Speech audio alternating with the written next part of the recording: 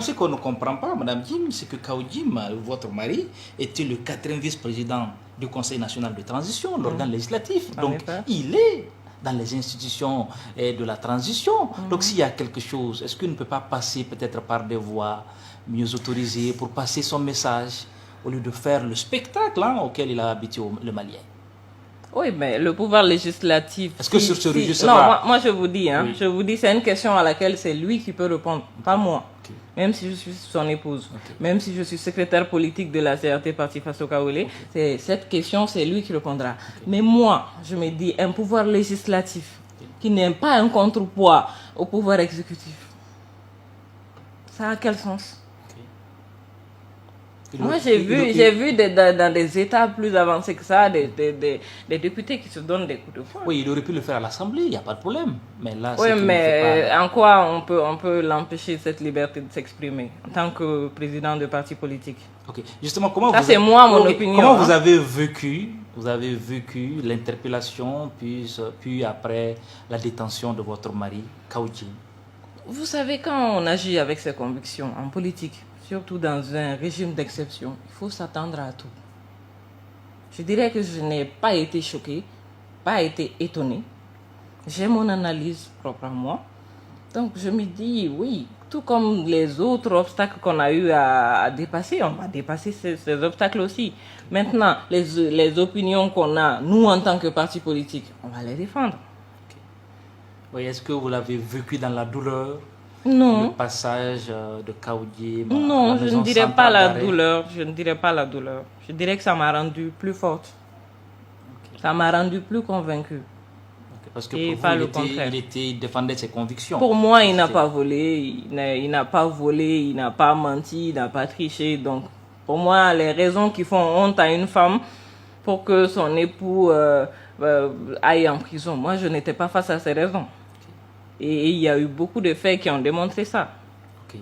À deux, quel était le message que vous lui dites en ce moment précis? Ou bon, c'est sûr qu'aucune femme ne souhaite voir son mari en prison derrière les barreaux. Effectivement. Voilà. Quel était le message particulier que vous lui adressez? Voilà. Est-ce que vous pouvez dévoiler ce soir un secret entre vous? Moi, je dirais qu'aucune femme ne souhaite voir son mari en prison. C'est une évidence. Okay. Mais aucune femme ne voudrait avoir un mari qui ne s'assume pas. Aucune femme ne voudrait avoir un mari qui fuit ses responsabilités. Aucune femme ne voudrait avoir un mari qui avale ses convictions. Moi, je n'en voudrais pas. Alors, je suis très fière de mon mari. Il a assumé ses convictions. Il tirera les leçons qu'il faut de ce qui s'est passé. Et il va avancer. Et je serai à ses côtés, Inch'Allah. Vous pensez qu'il a un avenir politique certain dans ce pays-là? Eh bien, pourquoi pas? Plus que jamais. Plus que jamais. Comptez sur quoi? C'est la CRT qui n'est pas bien représentée. Hein. Vous n'avez pas beaucoup de... La base politique de la CRT aujourd'hui. Hein. La base, ce n'est pas que la base. On a beaucoup travaillé. Okay. Moi, personnellement, j'ai participé à la mise en place de beaucoup de bureaux. Que ce soit à l'intérieur, dans les régions, que ce soit dans les districts de Bamako, on en a beaucoup fait. Et on continuera de faire. Ok. Si l'insécurité nous permet. Ok. Mais Kaoudjim, bon, c'est pas le débat ne porte pas sur Kaoudjim, mais juste peut-être une question, c'était... on vous a vu les premières heures quand il a quitté la CEMAS. Il était sur le terrain pour défendre votre mari contre vents et marées avec bec et ongles, hein, madame. Vous étiez une femme courageuse, battante. Hein? Non, moi j'ai toujours été quelqu'un qui défend la vérité. Pour vous, la vérité s'était trouvée de quel côté? Parce que Kaoudjim je ne voudrais vraiment plus revenir sur ça. Sincèrement, je ne voudrais plus retourner en arrière. Aujourd'hui, là, on est dans une logique d'avancée et chacun avance de son côté. Et vraiment, je préfère ne plus en parler. Oui, j'en ai suffisamment parlé. Oui, parce que vous avez fait... Je trouve que ça n'est plus d'actualité. Oui, non, on se rappelle quand pour le soutenir, hein, vous avez eu ces propos, je les cite. Hein, si soutenir mon mari est un crime, alors j'accepte volontiers d'être un criminel. Si aimer mon mari est source de condamnation, alors que le monde entier me condamne et me rejette, je me contenterai de mon mari. Je ne changerai pas d'un iota et Inch'Allah, jamais je n'abandonnerai mon mari pour des raisons politiques. Je continuerai fièrement, Issa Kaoudjim, à être à tes côtés pour le meilleur et le pire. je chercherai le paradis dans mon dévouement envers toi. Ça me suffit largement. Le reste m'importe peu. Fin de citation. C'est un message très fort, très courageux, madame. Ça, c'est vrai. Aujourd'hui comme hier, vous soutenez votre mari? Ah ben, totalement. Totalement. Plus qu'hier. Plus qu'hier. Plus qu'hier. Plus qu'hier. Ça, c'était une réponse à beaucoup de gens qui m'ont harcelé, qui m'ont dit non, vous ne devez pas abandonner. J'ai dit, je n'ai abandonné personne au profit de personne. Moi, je suis dans un mariage. Je n'ai pas que le profil de la fille de tel. J'ai aussi le profil de l'épouse de tel et de la mère de tel. Donc, j'ai des responsabilités dans ma vie et ce choix me revient d'assurer l'équilibre. Et c'est tout. Et c'est ce que vous avez fait. Et c'est ce que vous avez fait. Et c'est ce que je fais. Ok. À l'époque, est-ce que vous auriez pu peut-être garder le silence? Parce qu'après la tempête, ça va passer, les gens vont parler, mais après, voilà. J'ai préféré parler. Le harcèlement était vraiment de trop. Il fallait que je clarifie les choses. Et ça m'a permis d'avoir la paix. Aujourd'hui, vous avez la paix? Totalement. Okay. J'ai clarifié les choses avec tout le monde. Ok, revenons, mais les premières heures, c'était le soutien à la transition, asserti qui voulait... Toujours le soutien à la transition. Toujours ça, le soutien. Ça, je tiens à l'affirmer, oui. La réussite de la transition. Oui, ça n'a pas changé. Ça n'a pas changé. Ça n'a pas changé. Oui. Par quoi vous entendez soutenir la transition? Je n'ai pas que d'applaudir les autorités. C'est que ce processus marche, que ça réussisse. Que ça ouvre. Oui, parce que dans les premières heures, hein, vous nous donnez l'impression que tout marchait. Donc, subitement, si vous nous dites que ça ne marche pas... Est-ce qu'aux premières heures, tout marche? Quand on prend un pays dans un état chaotique, c'est que maintenant, oui, on va prendre la voie vers ça. Je ne dis pas aujourd'hui que tout ne marche pas, mais il y a des choses qui ne marchent pas non plus. Voilà. Oui, c'était vous qui le disiez à l'époque au Moi, niveau de la CRT. Non, vous, quand j'ai dit vous, je parle de la CRT. C'est Kaoudim parle aussi au nom de la CRT, au nom du mouvement, de tout le mouvement. Bien évidemment. Voilà. Bien évidemment. Soutenir la réussite de la transition et soutenir que tout va bien, non. Et sauf que dans votre démarche, on a vu que vous soutenez le président de la transition à un moment et puis le Premier ministre, vous tirez à boulet rouge sur le Premier ministre. Qu'est-ce qui explique cette approche? Je crois qu'on va devoir attendre que le président s'exprime. Il va s'exprimer sur tout ça. Ok. Dans les coulisses, Kaoudim, il va parler à partir de quel moment? Parce qu'il nous a habitués aussi à parler devant les plateaux. Il va parler quand le moment va venir. Il va parler. Vous savez que c'est un homme quand même qu'on n'est pas obligé de pousser à parler. Okay. Est-ce qu'il sera moins bavard désormais avec ce qu'il a eu comme... Ça, il le décidera lui-même. Ok, il le décidera lui-même. Mais vous allez le soutenir? Moi, je le soutiendrai. Il aura mon soutien. Les sanctions de la CEDEAO, les sanctions ciblées. Votre mari n'est plus membre du CNT. Comment vous avez appris la nouvelle, madame? On a appris sur les réseaux sociaux. Sur les réseaux sociaux. Ça doit être dur, hein? Et juste après, au moment où il est libéré, vous devez faire la fête. C'était les accolades. Et du coup, on vous dit, votre mari n'est plus membre du CNT, madame. Quelle était l'ambiance cette soirée-là? Ça n'a rien changé. Ça n'a vraiment rien changé. Parce que certains disaient que vous étiez pratiquement sonné. Hein, ah bon? Voilà. Ah ben ça, ces gens vous ont donné une fausse information. Hein. Okay. Moi, j'étais là, du début à la fin, je ne t'ai pas sonné. Mais pas du tout. Okay. Ou bien c'était pour vous comme une délivrance. Désormais, il est libre. Il est à la maison. Il est libre, oui. Qu'est-ce qu'on peut avoir de plus que la liberté? Okay. Mais quelqu'un qui est parti de nulle part, venir être président du CNT, vice-président, et puis du coup, il chute. Voilà, certains ont parlé de chute d'un politique. Ah bon? Moi, je ne vois pas ça comme une chute. Je ne vois pas la faute grave qu'il a commise. Moi, je ne vois pas. Peut-être ceux qui ont pris la décision, ils sont libres. Hein? Okay. Maintenant, quand on voit que dans un pays, on peut révoquer un membre du Parlement comme ça, c'est à se demander, c'est là où on se demande la destination. Okay. C'est-à-dire où on va. On n'est pas contre une prolongation ou pour, mais on veut savoir où va le Mali. Mais quelle destination. Quelle action vous allez poser au niveau de la CRT pour que la transition marche? Désormais, vous devez avoir... Mais on va dénoncer ce qui ne marche pas. Ça, c'est ça notre force. Nous, on ne va pas dire que tout marche. On va dénoncer les actes qui peuvent venir comme entrave à la réussite de la transition. On va dénoncer ce qui ne marche pas. Vous pouvez vous retrouver demain à la place de l'indépendance pour marcher contre la transition que vous avez réussi à mettre en place? Marcher contre quoi, par exemple? Je ne sais pas, je vous pose la question.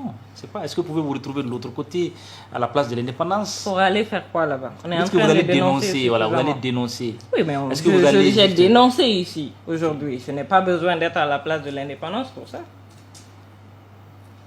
Vous êtes ferme, hein, madame. Je suis ferme, je n'ai pas besoin d'être à la place de l'indépendance pour ça. J'ai assez de moyens pour communiquer, pour dire ce que je pense. Désormais, est-ce que c'est la rupture avec les autorités de la transition? Non, on n'a pas besoin. Qui peut rompre avec ses autorités? Nous sommes des Maliens. Comment on va rompre avec nos autorités?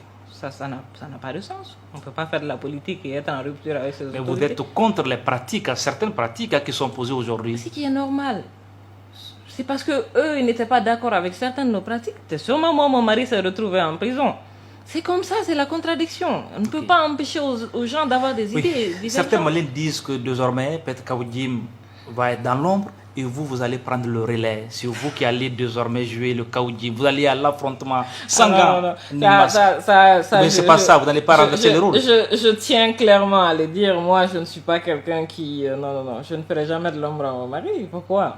Il n'a aucune raison de ne pas sortir. Aucune raison. Quand vous parlez de Kaoudim, votre mari, vous en parlez avec beaucoup de fierté, madame. Ah ben j'en suis fière, c'est mon mari, j'en suis fière.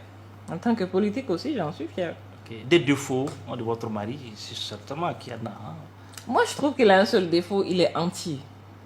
Il est entier, mais ça c'est... Et ça peut... c'est la seule chose qui peut... C'est une qualité que vous exagérez, hein. Ah mais il est entier. Et c'est ce qui peut l'amener... Il est entier dans tout. Il est entier. Donc c'est ce qui peut l'amener dans les problèmes. Son entièreté. Moi, je trouve.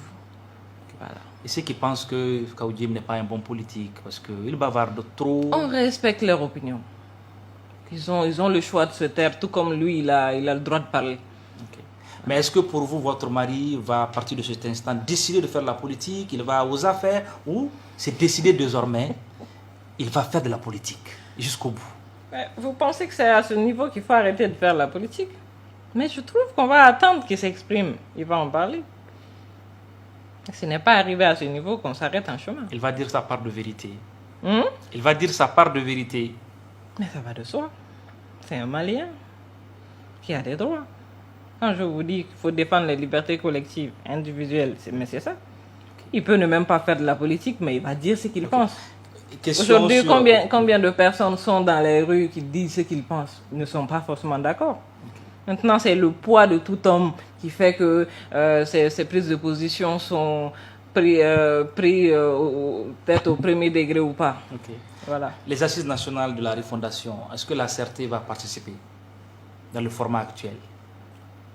Dans le format actuel, je pense qu'il y a peut-être ça, c'est la voix du président qui va le dire. Vous allez décider ensemble. Oui. Si vous deviez participer déjà. Oui. Ou pas. Ou pas. Ok. Les sanctions de la CEDEAO, encore une fois, quel est votre regard? Est-ce qu'aujourd'hui, vous avez l'impression que le pays est isolé, diplomatiquement parlant? Oui. Et ça vous inquiète? Ça m'inquiète. Parce que la diplomatie en tant que telle, c'est fait pour que les États réalisent l'interdépendance qu'il y a entre eux. Quand on regarde les pays de la CEDEAO, nous sommes liés. Nous sommes liés par la culture. Nous sommes liés par la langue. Dans la plupart des pays, surtout l'UEMOA, le plan économique, monétaire et beaucoup d'autres plans. Donc aujourd'hui, moi je pense que ces sanctions juste viennent parce que les autorités ont pris l'engagement de respecter les 18 mois. Ça aussi, il faut avoir le courage de le dire. Ça, tout le monde était là, nous avons tous assisté à ça. Les autorités ont juré de respecter le délai. Des 18 mois. Des 18 mois. Et tenir les engagements pour chaque pays sérieux, c'est quand même assez important. Et si on ne peut pas les tenir, c'est de donner les raisons et éventuellement de donner un calendrier. Voilà. Vous êtes pour les élections en février 2022? Pour vous, le pays peut organiser des élections? Je trouve que je n'ai pas donné cette date. Les autorités ont donné cette date. Je demande votre position. Oui, je vais le dire. C'est-à-dire, les autorités, elles ont donné cette date-là. Ça a été donné par les autorités. Voilà. La date du 27 février, c'est les autorités maliennes qui ont donné. Donc, si eux, ils ont pensé à cette époque-là qu'ils pouvaient le faire, Voilà. Donc, elles ont donné la date, elles ont pensé qu'elles peuvent tenir. Aujourd'hui, elles n'arrivent pas à tenir. C'est à elles d'avancer les arguments de façon vraiment respectable envers quand même nos partenaires et de donner un chronogramme bien précis pour que tout le monde comprenne là où on va. Okay. Voilà. Pour le moment, vous ne voyez pas là où va la transition? Pour le moment, on ne voit pas beaucoup. Hein. Madame ne voit pas, ou bien c'est la Certé? Madame ne voit pas, c'est madame qui parle ici. Okay. La Certé ne voit pas. Mais beaucoup de Maliens ne voient pas. Beaucoup sont peut-être aveuglés par leur envie d'aller à une certaine autonomie, à une certaine souveraineté qui n'est pas facile d'acquérir en si peu de temps. Il faut être réaliste. Voilà, sinon ce n'est pas aller défendre la France, défendre la CEDEAO. Non, c'est défendre des principes. Les États prennent des engagements. Ils ratifient des traités, des accords. Quand on le fait, quand on prend des engagements, on les tient. Ça, c'est le sérieux de tout État. Et déterminé par ça. Le respect des engagements.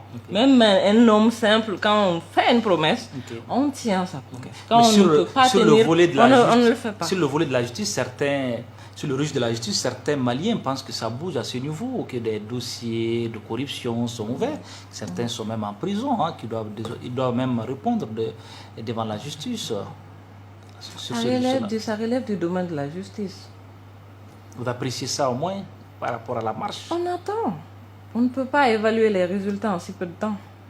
Okay. Pour le moment, il bouge. Oui, il y a des dossiers qui sont ouverts. Maintenant, on laisse la justice faire son travail, on va voir. Oui, sauf que la Certé ce soir, on a comme l'impression que oui, c'était pas le même engagement dès les premières heures. Parce que les premières heures, on n'a pas changé d'engagement. Vous étiez, votre mari, hein, je le rappelle, parlait de l'imperturbable, le stratège, hein, le patriote Assimi Goïta. Mais on n'a pas dit qu'il est perturbable maintenant. Hein.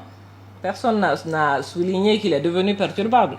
Voilà, maintenant, on dénonce, nous, les aspects.